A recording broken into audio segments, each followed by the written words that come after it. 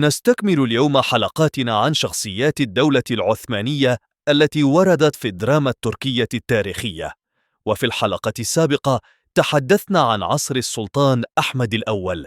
أما حلقتنا اليوم فهي عن واحدة من أكثر الشخصيات جدلاً في التاريخ العثماني، شخصية أثارت تساؤلات كثيرة بين المؤرخين والمشاهدين على حد سواق، وهو السلطان مصطفى الأول. يتساءل الكثيرون: هل كان السلطان مصطفى مجنوناً فعلاً؟ وكيف وصل إلى الحكم؟ وكيف كانت نهايته؟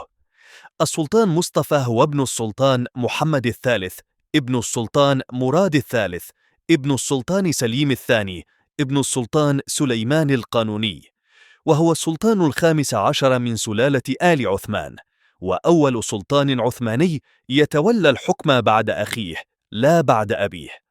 قصة صعود السلطان مصطفى إلى العرش اختلف فيها المؤرخون اختلافاً واضحاً، فبعضهم أكد بشكل قاطع أن السلطان أحمد الأول وقبل وفاته أوصى بالحكم لأخيه مصطفى، وأقر مبدأ جديدا في نظام الحكم، وهو أن يتولى العرش الأكبر والأرشد من آل عثمان، وذلك بهدف وقف ما عرف في التاريخ العثماني بقتل الإخوة.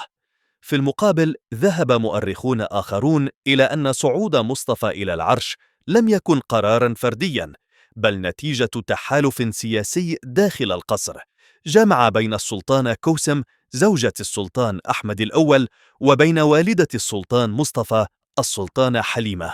أما هدف السلطانة كوسم من هذا التحالف فكان حرمان الأمير عثمان ابن ضرتها من وراثة العرش، وتهيئة الظروف مستقبلاً لابنها الأمير مراد ليصل إلى الحكم، إذ رأت كوسم أن صعود السلطان مصطفى سيجعل الأمير عثمان في موضع خطر، بوصفه تهديداً مباشراً لسلطنة عمه، مما يزيد احتمالية التخلص منه، وبالتالي تنتقل ولاية العهد إلى الأمير مراد. كانت السلطانة كوسيم تخشى صعود الأمير عثمان للحكم، لأنه كان يشبه والده السلطان أحمد الأول في القوة ورجاحة العقل رغم صغر سنه.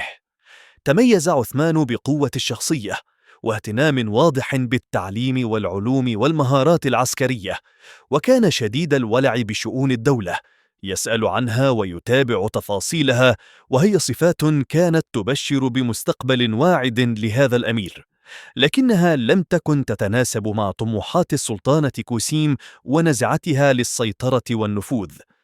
أما السلطانة حليمة فكان دافعها واضحاً وبسيطاً: أن يتربع ابنها مصطفى على العرش وتصبح هي السلطانة الوالدة.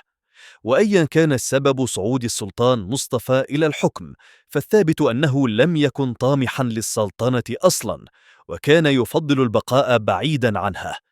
وبحسب المصادر العثمانية فإن رجال الدولة والعلم لم يبيعوه عن رضا كامل، نظراً لما لاحظوه من خفة في عقله واضطراباً في قراراته. كانت شؤون الدولة في عهده تدار فعلياً من قبل والدته السلطانة حليمة والوزير محمد باشا وشيخ الإسلام أسعد أفندي. ويقول عنه المؤرخ صولاق زادة: كان عمره 26 عاماً، ولكن كان في عقله بعض الخفة، وكان سبب ذلك طول المدة التي قضاها سجيناً.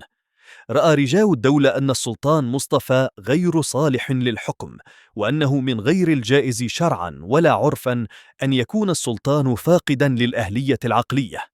وخلال هذه الفترة كانت السلطانة كوسيم تأمل في التخلص من الأميرين عثمان ومحمد ابني السلطان أحمد لتفسح الطريق أمام ابنها مراد.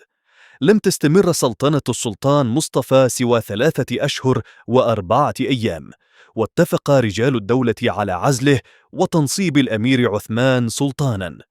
أما السلطان عثمان الثاني فقد كان رد فعله عنيفاً على من اغتصبوا حقه في الحكم وهددوا نظام الدولة وأجلسوا عمه غير المؤهل على العرش. وكان عمره آنذاك 13 عاماً، لكنه فاق أباه في النضج المبكر، وآمن بضرورة إصلاح نظام الدولة في مختلف المجالات. كان السلطان عثمان مولعاً بجده السلطان سليمان القانوني، ويحلم بأن يصبح سلطاناً عظيماً مثله، ولهذا قرر تنفيذ إصلاحات جذرية، لكن سوء حظه تمثل في غياب رجال دولة أكفاء يعينونه على تحقيق تلك الطموحات. وسنتناول قصة السلطان عثمان وعهده بالتفصيل في حلقة مستقلة لاحقاً. على كل حال، اندلعت ثورة على السلطان عثمان الثاني، وعُزل في حادثة عرفت تاريخياً باسم كربلاء القسطنطينية، وذلك بتحريض من الإنكشارية العصاة وبمساندة السلطان كوسيم، وتحالف آخر مع والدة السلطان مصطفى. وبالترهيب والرشوة أجبر العلماء والوزراء على مبايعة السلطان مصطفى مرة أخرى رغم علمهم بحاله العقلي. دامت سلطنة مصطفى الثانية 1 و3 أشهر، وكانت والدة السلطان الوالدة هي الحاكم الفعلي للبلاد بصفتها نائبة السلطنة بمساندة زوج ابنتها الصدر الأعظم داوود باشا. ساء حال الدولة في تلك الفترة، وأصبحت الانكشارية تتحكم في كل شيء، تعزل من تشاء وتولي من تشاء، حتى وصل بهم الأمر إلى اقتحام قصر توبكابي وسرقة المسكوكات الذهبية والسيوف والخيول. زاد القلق داخل الدولة، لأن السلطان مصطفى لم يكن يقرب النساء، ولم يكن له أبناء، مما هدد استمرار السلالة. فتحرك الصدر الأعظم والسلطان الوالدة للتخلص من أبناء السلطان أحمد، لكن محاولاتهم فشلت بسبب ولاء بعض الحراس والباشوات للسلطان كوسيم.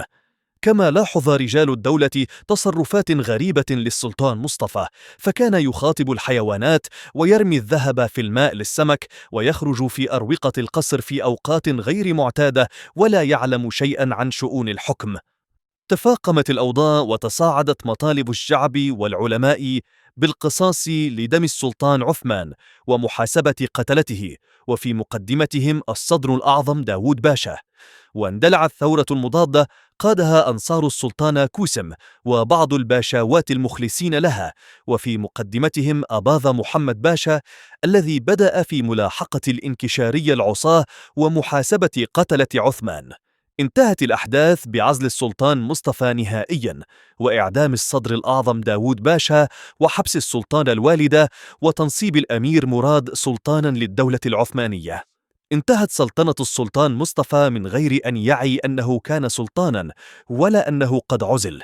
وكان عهده من أكثر فترات الدولة العثمانية إنهاكاً، حيث أهدرت ثروة ضخمة، إذ كانت خزينة الدولة عند وفاة السلطان أحمد تحتوي على 50 مليون قطعة ذهبية ضاعت خلال أقل من عامين بسبب الفساد وسوء الإدارة.